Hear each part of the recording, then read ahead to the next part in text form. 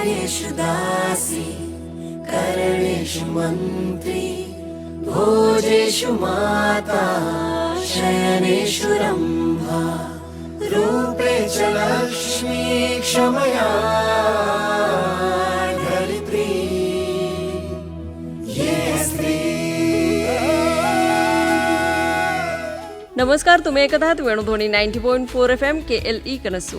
जागतिक महिला दिनानिमित्त विशेष कार्यक्रम आपण ऐकतोय. स्त्री ध्वनी सीझन 3 आवाज बुलंद महिलाओं की. या कार्यक्रमाअंतर्गत नेहमीच आपण वेगवेगळ्या महिलांना इंट्रोड्यूस करून देत असतो, ज्यांनी स्वतःच्या करिअरमध्ये काहीतरी विशेष केलेलं आहे, समाजासाठी काहीतरी करतायत अशा महिला. आणि आज आपल्यासोबत आहेत मधू महेश जाधव, ज्या महेश फाउंडेशनच्या डायरेक्टर आणि प्रयत्न फाउंडेशनच्या प्रेसिडेंट आहेत. गेली 10 वर्ष त्या महेश फाउंडेशनशी जोडलेल्या आहेत. त्यांना आपण ऐकणार आहोत. मधू मॅडम, वेणुध्वनीच्या स्टुडिओमध्ये आपलं स्वागत आहे. Thank you madam. आज आपण तुमचा प्रवास थोडासा जाणून घेणार आहोत की तुम्ही मूळच्या कुठल्या आणि तुमचं शिक्षण कुठपर्यंत आणि कुठं कुठं झालं. माझं नाव आहे मधू म्हणून. मी बेळगावचीच आहे. माझं एज्युकेशन सगळं बेळगावमध्येच झालं. माझं M.Com झाले आहे आणि माझं लग्न होऊन 10 इयर्स झालं. म्हणजे महेश फाउंडेशन बरोबर जोडून 10 इयर्स झालं मला. अच्छा. मग कॉलेज सगळं इथंच बेळगावमध्ये पूर्ण झालं? मॅडम. ओके. मग महेश फाउंडेशनशी जेव्हा जोडला तुम्ही किंवा तिथं गेल्यानंतर कसं वाटलं तुम्हाला? म्हणजे तुम्हाला या फील्डची आवड होती की काय होतं नेमकं? हां, ॲक्च्युली मॅडम मी आमचं स्कूल डेजमध्ये म्हणा, कॉलेज डेजमध्ये म्हणा, हे सगळं आवडत होतं. सोशल वर्क म्हणा, असं काहीतरी हेल्प करावं. आमची परिस्थिती पण मिडल क्लास होती, बट ते सगळं करायला खूप आवडणार त्या टाइमला. मग काय झालं, मी ऐकत होतो की महेश फाउंडेशन असं HIV पोरांसाठी काम करत आहे म्हणून. बट मी त्याच एरियामध्ये राहत होतो, बट मला माहित नव्हतं की ते एवढं जवळ आहे आणि आम्ही जाऊ शकतो म्हणून माहित नव्हतं.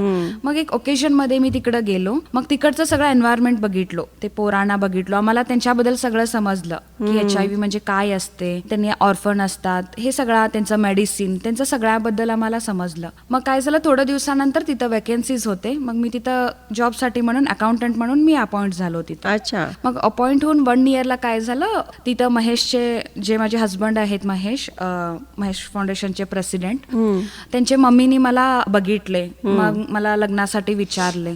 मग आमचं लग्न झालं 2016 मध्ये आमचं लग्न झालं. मग त्याच्यानंतर मी महेश सर सोबत काम करत आहे, अजून पण तेच करत आहे. छान. पण मॅडम, जसं तुम्ही म्हटलात की कॉलेज संपल्यानंतर तुम्ही तिथं अकाउंटंट म्हणून जॉईन झालात, मग त्यावेळी म्हणजे अशा ठिकाणी जॉईन होताना घरच्यांचा काही विरोध वगैरे राहिला का? ऍक्च्युली मॅडम, HIV AIDS म्हटलं तर काय म्हणून एवढं नॉलेज आम्हाला नव्हतं. नॉर्मल लोकांना किती नॉलेज असते ना, ते नॉलेज माझ्याकडे पण होतं आणि माझ्या पेरेंट्सकडे पण होतं. जस्ट असं काय होतं, मला कुठेही दूर कुठेही कामाला पाठवायचं आमच्या घरी इच्छा नव्हती. मग हे जवळ होतं मला. मग मी इथं अपॉइंट झालो. मग त्याच्याबद्दल समजायला लागलं नाही. आणि सरांबद्दल तर मला खूपच असं, मी मोठं फॅन होतो त्यांच्याबद्दल की एवढं मोठं काम करालेत आणि हे कोणी बघत नाहीत की HIV पोरांना घरी ठेवून का त्यांच्याबद्दल आम्ही विचार करायचा. स्वतःच्या पोरांचाच करायला आम्ही किती कष्ट घेतो आणि दुसऱ्यांच्या पोरांना आणून, ते पण ते एवढं जखमी असतात, एवढं आतून त्यांना एवढं प्रॉब्लेम असते, ते एवढं सगळं असून पण महेश एवढं सगळं काम चांगले करालेत म्हटल्यानंतर त्यांच्याबद्दल खूपच रिस्पेक्ट होती मला. आणि मला घरी काय प्रॉब्लेम आलं नाही की मी तिथं काम करायला जालोय म्हणून. मला सपोर्ट होती. आणि तिकडे सगळं सेफ पण खूप होतं आमचं ऑफिसमध्ये. खूप छान सगळं महेश सर मेंटेन केलेलं ऑफिस. तेव्हा खूप छोटं रूम होतं आमचं, त्याच्यामध्ये हॉस्टेल होतं. अच्छा, बरोबर. पण जसं तुम्ही म्हटलात की HIV बद्दल तेवढा अवेअरनेस नव्हतं किंवा HIV म्हटलं की अजूनही त्या मुलांना असेल किंवा त्या व्यक्तीला असं जरासं परक्यापणाची भूमिका असते त्यांच्याबद्दलची, एवढं जवळ कोण करत नाही. अशा ठिकाणी काम करणं आणि अशा व्यक्तीसोबत लग्न करणं, तेव्हा काही चॅलेंजेस आले का? काय झालं, लग्न असं फिक्स झाल्यानंतर आमच्या घरी पण ऑब्व्हियसली येणार की जे माणूस त्या HIV पोरांसाठी काम करायला म्हटलं तर त्यांना काहीतरी असेल त्याच्यामध्ये. त्यांनी तर HIV पॉझिटिव्ह असेल, नाहीतर काहीतरी त्यांचं असेल, हे आलं. बट महेश सर बिफोर मॅरेजच आम्हाला ब्लड टेस्ट दिले, HIV काय म्हणतात ते टेस्ट करून दिले आम्हाला की त्यांनी क्लिअर होते असं आहे. आणि त्यांनी मला बोलले होतेच की मी ह्याच्यासाठी काम करणार आहे आणि तुला चांगलं वाटलं की तू माझा हात पकडू शकतेस, नाहीतर हे काम मी सोडू शकत नाही, असं बोलले होते. मग मला त्यांचं 1 वर्ष मी बघितले होतं त्यांना. मग त्यांचं काम मला खूप आवडत होतं. सगळ्यांना इंजिनियर, डॉक्टर्स हे लाईफ सगळ्यांना भेटते, कॉर्पोरेटमध्ये काम करणारे सगळे भेटतात. हे 24/7 करणारे कुठे भेटत नाही. ह्याच्यात छान वाटलं मला.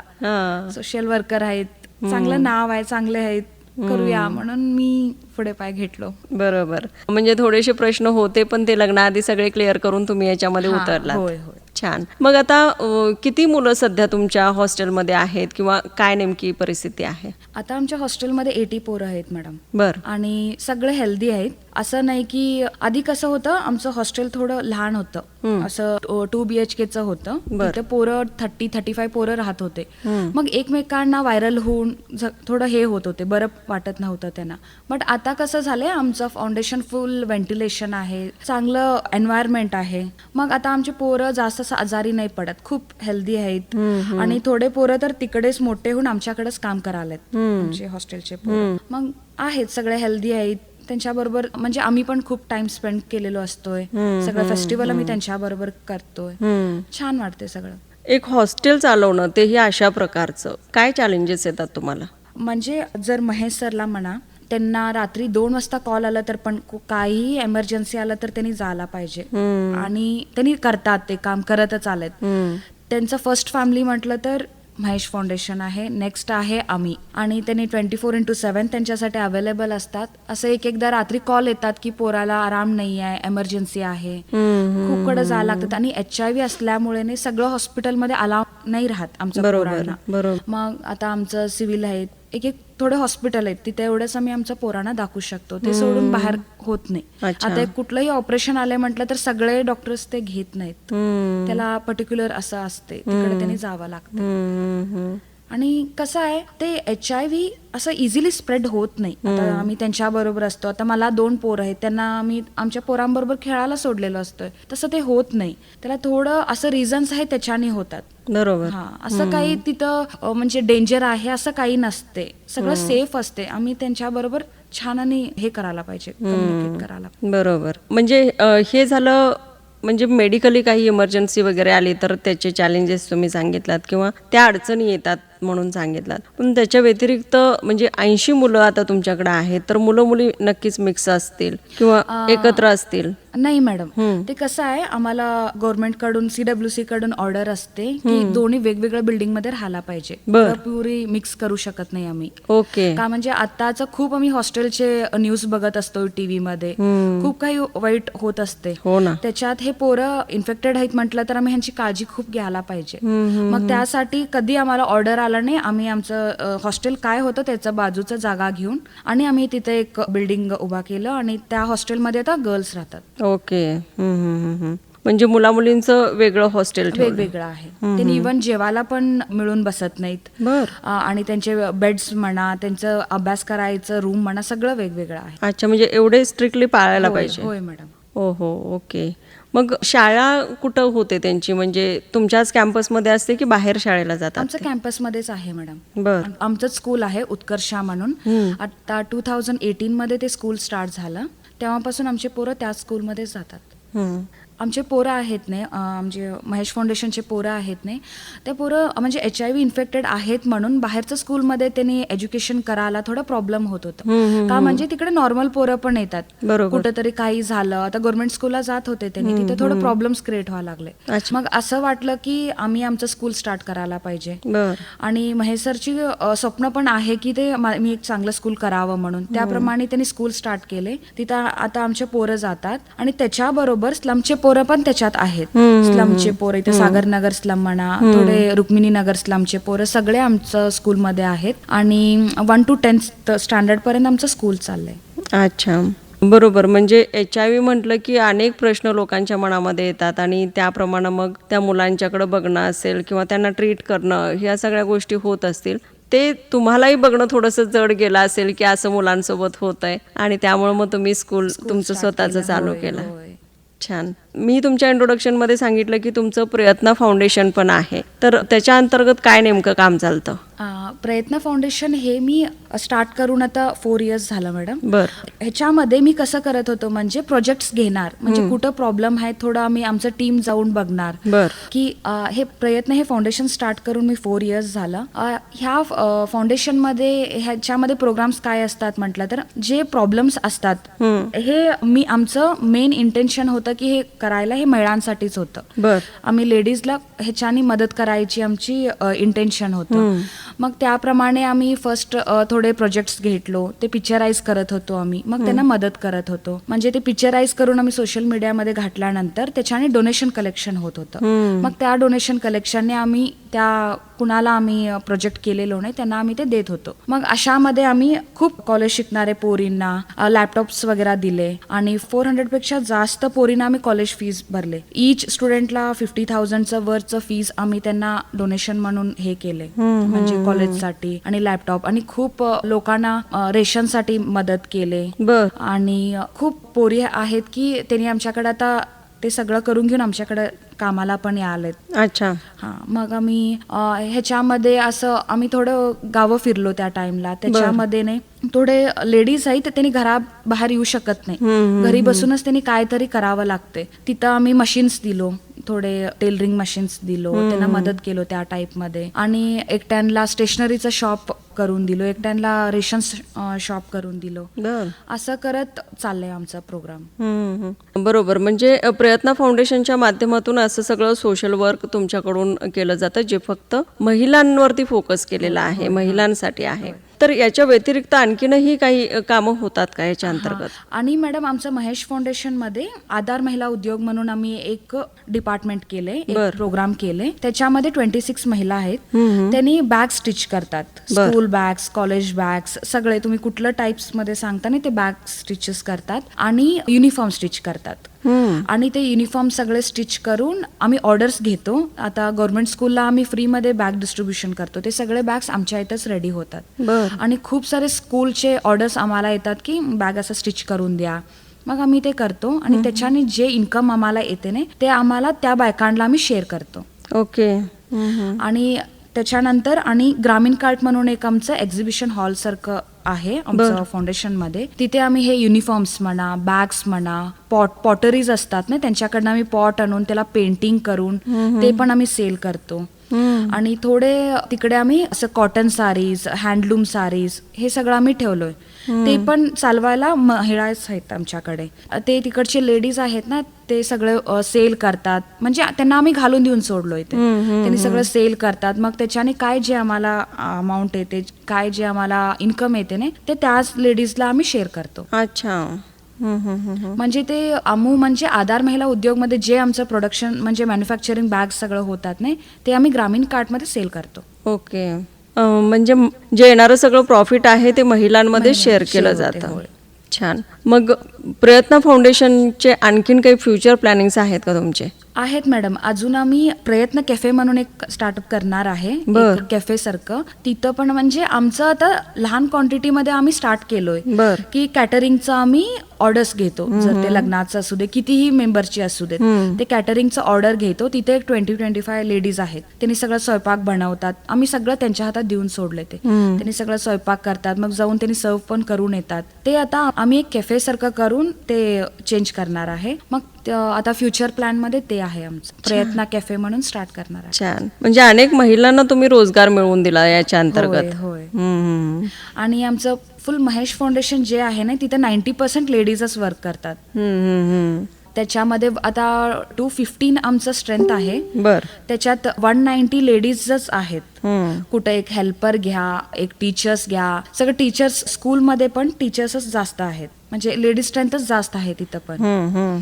कार्यक्रमामध्ये एक छोटासा ब्रेक घेऊया. तुम्ही ऐकत्र वेणुध्वनी 90.4 FM KLE ಕನಸು. ರೇಡಿಯೋ ಯಾವತ್ತೂ ಅದು ಯಾವುದೇ ಅಭಿವ್ಯಕ್ತಿಗೆ ಇರುವ ಎಲ್ಲ ಆವರಣಗಳು, ಎಷ್ಟೊಂದು ಜನರಿಗೆ ಅಭಿವ್ಯಕ್ತಿಗೆ ಒಂದು ಅವಕಾಶ ಆವರಣವೇ ಇಲ್ಲ ಒಂದು ಸಮಾಜದಲ್ಲಿ ನಾವಿದ್ದೇವೆ. ಸ್ವಾತಂತ್ರ್ಯ ಬಂದು ಎಷ್ಟು ವರ್ಷ ಆಯಿತು, ಆದರೂ ಈಗಲೂ ಕೂಡ ಒಂದು ಹೆಣ್ಣು ಮಾತಾಡಿದರೆ ಅವಳು ಮಾತಾಡಿದಳು ಅನ್ನೋದೇ ಅವಳ ಅಪರಾಧ ಅನ್ನೋ ಥರ ನೋಡುವಂಥ ಅತ್ಯಂತ ಕೀಳು ಮಟ್ಟದ ಮನಸ್ಥಿತಿಯ ಒಂದು ಪುರುಷ ಠೇಂಕಾರದ ಸಮಾಜದಲ್ಲಿ ನಾವಿದ್ದೀವಿ. ಅಂದರೆ ಈ ಸಿಟಿಯಲ್ಲಿ ಎಜುಕೇಷನ್ ಆದದ್ದು ಅವ್ರದ್ದು ಬಿಡಿ, ಆದರೆ ನೀವು ಇಂಟೀರಿಯರ್ಸ್ ಹೋದರೆ ಇನ್ನೂ ಕೂಡ ಎಂಥ ಒಂದು ಅಸಮಾನತೆಯಲ್ಲಿ ಒಂದು ಹೆಣ್ಣನ್ನು ಕೇವಲ ಒಂದು ತೊತ್ತಿನ ಒಂದು ವಸ್ತುವಾಗಿ, ದಾಸಿಯಂತೆ, ಒಂದು ಕೆಲಸಕ್ಕೆ ಉಪಯೋಗಿಸಿಕೊಳ್ಳುವ ವಸ್ತುವಂತೆ ನೋಡುವಂಥ ಒಂದು ದೃಷ್ಟಿಕೋನ ಇರುವಂಥ ಪರಿಪಾಠ ಇನ್ನೂ ಇದ್ದಾಗ ಇಂಥ ಅಭಿವ್ಯಕ್ತಿ ವೇದಿಕೆಗಳು ಜಾಸ್ತಿ ಆಗಬೇಕು. ಅದರ ಮೂಲಕ ನಾವು ಸಮಾನತೆಯ ಒಂದು ಮೌಲ್ಯವನ್ನು ವಿಸ್ತರಿಸಿ ಹೇಳಬೇಕು. ಅದಕ್ಕಾಗಿ ಈ ಒಂದು ವೇಣು ಧ್ವನಿ ಮೂಲಕ ನೀವು ಈ ಬೆಳಗಾವಿಯ ಸೀಮೆಯಲ್ಲಿ ಒಂದು ಅಭಿವ್ಯಕ್ತಿಗೆ ಒಂದು ಅವಕಾಶ ಕಲ್ಪಿಸಿಕೊಟ್ಟಿರೋದು ಬಹಳ ಮಹತ್ವದ ವಿಷಯ. ಏನಾಗಿದೆ ಅಂದರೆ ಬಹಿರಂಗವಾಗಿ ಮಾತಾಡೋದು ಬಹಳ ಮುಖ್ಯ, ಅದನ್ನು ಹಂಚ್ಕೊಳ್ಳೋದು ಮುಖ್ಯ.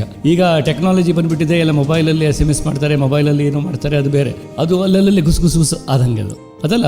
ಇದು ಒಂದು ಮುಕ್ತವಾಗಿ ಎಲ್ಲರೆದುರಿಗೆ ಅಂತರಂಗ ಬಹಿರಂಗ ಬೇರೆ ಆಗದಂಥ ಒಂದು ಆವರಣ ಇದು ರೇಡಿಯೋ ಅನ್ನೋದು. ಹೀಗಾಗಿ ರೇಡಿಯೋ ಬಹಳ ಮಹತ್ವದ್ದು. ರೇಡಿಯೋದಿಂದನೇ ನಮ್ಮ ಇಡೀ ಒಂದು ಕಾಲದಲ್ಲಿ ಗಾಂಧೀಜಿಯವರ ಮಾತುಗಳನ್ನು ರೇಡಿಯೋದಲ್ಲಿ ಕೇಳಿ, ಊರಿನ ಚೌಕಗಳಲ್ಲಿ ಯಾರ್ದೋ ಒಬ್ಬರ ಮನೆಯಲ್ಲಿ ರೇಡಿಯೋ ಇತ್ತು, ಆ ರೇಡಿಯೋ ಸುತ್ತ ನೂರಾರು ಜನ ಕೇಳಿ ಮಾಡಿ ಇಡೀ ದೇಶಕ್ಕೆ ಒಂದು ಸ್ವಾತಂತ್ರ್ಯ ಆಂದೋಲನದ ಜಾಗೃತಿ ಮೂಡಿಸಿತ್ತು ಒಂದು ಕಾಲದಲ್ಲಿ. ಮತ್ತು ನಮ್ಮ ನಾಡಿನ ಎಲ್ಲ ಮಹತ್ವದ ಗಾಯಕರು ಮೊದಲು ಹಾಡಿದ್ದು ರೇಡಿಯೋದಲ್ಲಿ. ಯಾರೇ ಇರಲಿ, ಅವರು ಎಲ್ಲಿಂದ ಮಲ್ಲಿಕಾರ್ಜುನ್ ಮನ್ಸೂರರು ಇರ್ಬೋದು, ಆಮೀರ್ ಖಾನ್ ಸಾಹೇಬ್ರು ಇರ್ಬೋದು, ಬಿಸ್ಮಿಲ್ಲಾ ಖಾನ್ ಇರ್ಬೋದು, ಎಲ್ಲರ ನಿಜವಾದ ಧ್ವನಿ ನಾವು ಕೇಳಿದ್ದು ರೇಡಿಯೋದಲ್ಲಿ. ಹೀಗಾಗಿ ರೇಡಿಯೋ ಅನ್ನೋದು ಪ್ರತಿಯೊಬ್ಬನನ್ನು ಏಕಕಾಲಕ್ಕೆ ತಲುಪುವ, ಬಡವ ಬಲ್ಲಿದ ಎನ್ನುವ ಭೇದ ಮಾಡದೆ, ನೀವೇ ಹೇಳ್ದಂಗೆ ಯಾವ ಲಿಂಗ ಭೇದ, ಜಾತಿ ಭೇದ, ಧರ್ಮ ಭೇದ ಮಾಡದೆ ಎಲ್ಲರನ್ನು ಡೆಮೊಕ್ರೆಟಿಕ್ ಆಗಿ ತಲುಪುವಂಥ ಒಂದು ಮಾಧ್ಯಮ. ಹೀಗಾಗಿ ರೇಡಿಯೋದ ಸಾಧ್ಯತೆಗಳು ಬಹಳ ಬಲವಾದದ್ದು. ಆದರೆ ಅದನ್ನು ಬಳಕೆ ಕೂಡ ಅಷ್ಟೇ ಜವಾಬ್ದಾರಿಯಿಂದ ಮಾಡಬೇಕು.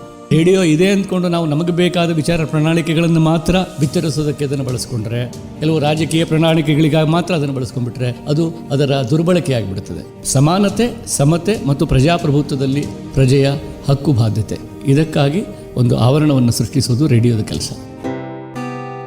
समझे आपकी हर हेल्थ प्रॉब्लम्स की बात, वर्ल्ड क्लास ट्रीटमेंट हर दिन और रात, केली का हाथ आपके साथ.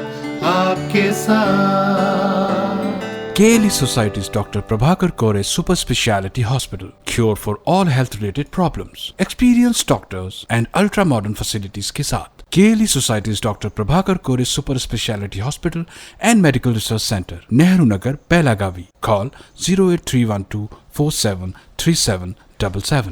KLE ಕನಸು ನನ್ನ ಸದಾ ವೇಣುಧ್ವನಿ.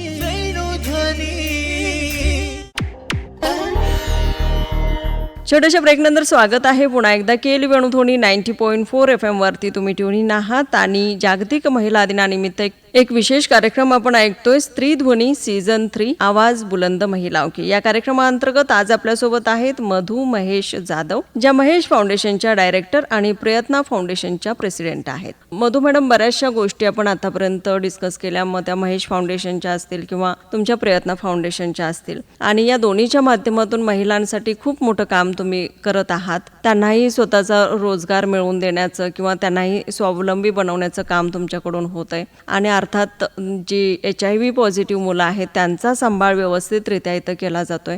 तर हे सगळं तर झालं, पण तुमच्या पर्सनल लाईफबद्दल थोडंसं जाणून घेऊया की तुम्ही घरी कोण कोण असता आणि काय नेमकं आहे.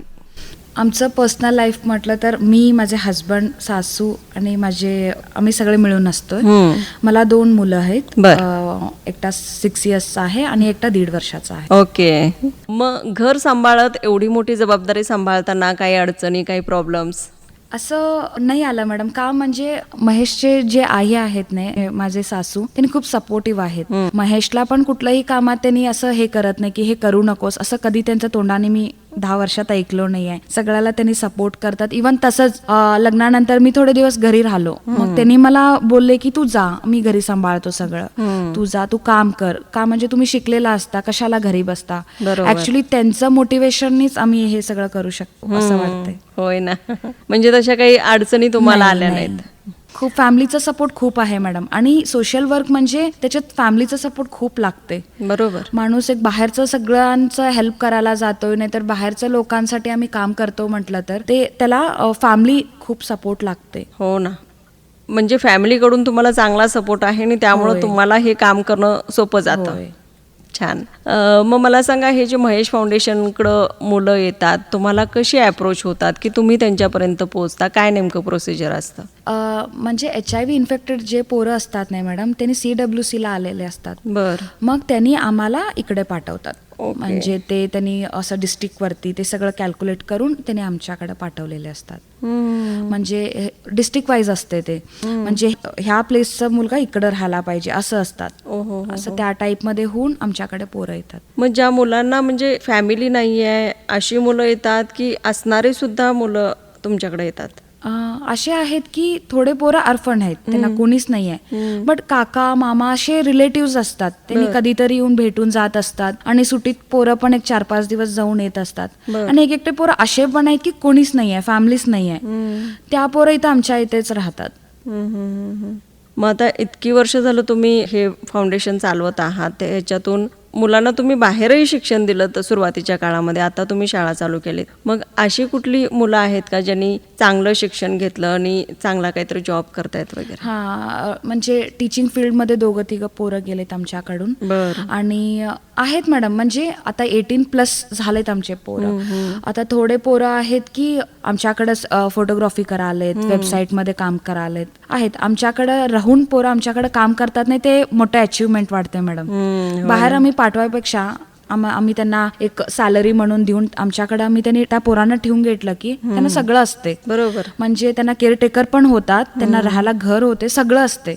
तसं आहे मॅडम. थोडं एक 4-5 पोरं तसं आहेत, उरलेले सगळे थोडं पोरांचे लग्न पण करून दिलेले आहे. म्हणजे कसं असते, HIV पॉझिटिव्ह लग्न करू शकतो आम्ही, असं ते बघून ते पोरांचं लग्न पण करून दिलेलं आहे. बर, छान. म्हणजे अगदी शेवटपर्यंत तुमचा सपोर्ट त्यांना आहे म्हणा. होय मॅडम. छान. मग मला सांगा की याच्या व्यतिरिक्त जर तुम्हाला वेळ मिळत असेल तर तुम्ही काय करणं पसंत करता किंवा हॉबीज म्हणून काय करता? हॉबीज म्हटलं तर मॅडम मला डान्समध्ये खूप इंटरेस्ट आहे. माझं भरतनाट्य क्लासेस झालेत, सो मला भरतनाट्य ते सगळं डान्सेसमध्ये खूप इंटरेस्ट आहे. आणि पेंटिंगमध्ये आहे. आणि ते सोडून 2 पोरं आहेत, त्यांच्यामध्येच माझा टाइम जाते. आता काय हॉबीज आम्ही फुलफिल करायचं टाइम नाही आहे. अच्छा. मग पेंटिंग्स वगैरे कधी करता वेळ मिळाला तर? मॅडम करत असते घरी. छान. मधू, खूप छान वाटलं तुमच्याशी बोलून. आणि तुमचा जो प्रवास आहे महेश फाउंडेशनशी जोडलेला म्हणा किंवा प्रयत्न फाउंडेशन जे आता तुम्ही नव्यानं चालू केलाय, त्याच्या अंतर्गतही भरपूर काम करत आलाय तुम्ही आणि करताय सध्या. तर या सर्वांसाठी वेणुध्वनीच्या पूर्ण टीमकडून तुम्हाला खूप साऱ्या शुभेच्छा आहेत. आणि तुम्ही आला तिकडं आणि तुमचा हा प्रवास आमच्याशी शेअर केला त्याबद्दल thank you so much. Thank you madam, thank you. कार्येषु दासी करणेषु मंत्री भोजेषु माता शयनेषु रंभा रूपे च लक्ष्मी क्षमया धरित्री ये स्त्री. हा होता आजचा जागतिक महिला दिनानिमित्त विशेष कार्यक्रम स्त्रीध्वनी सीझन 3 आवाज बुलंद महिलावगी. या कार्यक्रमाअंतर्गत आज आपण ऐकत होतो मधू महेश जाधव यांना, ज्या महेश फाउंडेशनच्या डायरेक्टर आणि प्रयत्न फाउंडेशनच्या प्रेसिडेंट आहेत. त्यांना आपण ऐकत होतो, त्यांचा प्रवास आपण ऐकला. कसा होता आजचा एपिसोड मला जरूर कळवा. त्यासाठी नंबर आहे 9019904904. ही आहे केली वेणुध्वनी 90.4 FM ची प्रस्तुती. नमस्कार.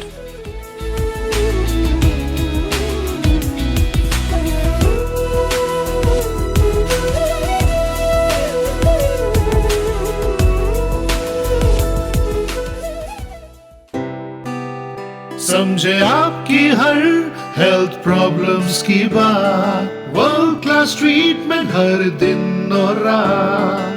केली का हाथ आपके साथ.